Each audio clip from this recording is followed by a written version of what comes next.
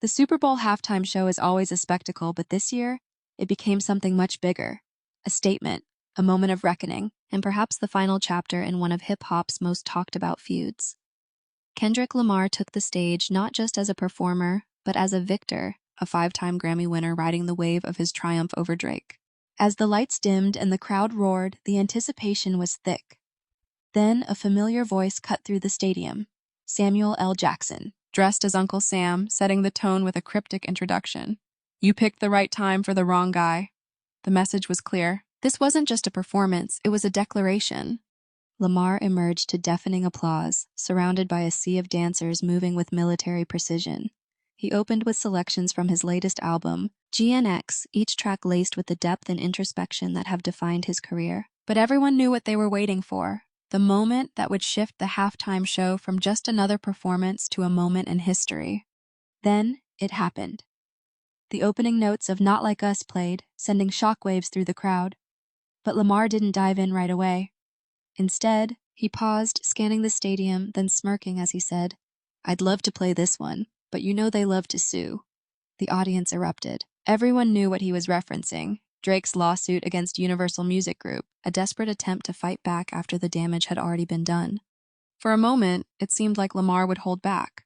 But then, after weaving through more of his hits, he returned to Not Like Us. This time, there was no hesitation. Looking straight into the camera, he delivered the pointed line.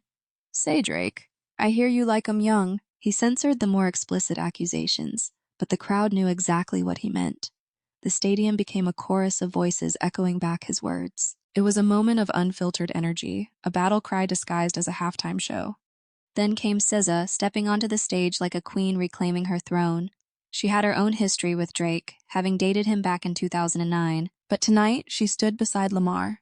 Together they performed Luther and All the Stars, a seamless blend of past and present collaborations. The symbolism wasn't lost on anyone, another piece of Lamar's calculated performance.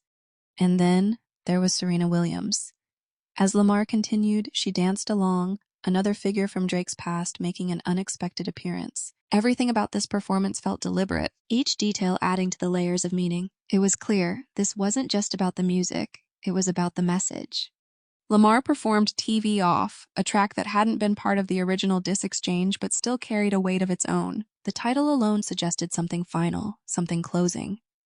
And then, as the show neared its end, the screens behind Lamar flickered and shifted. One last message flashed across the stadium. Game over.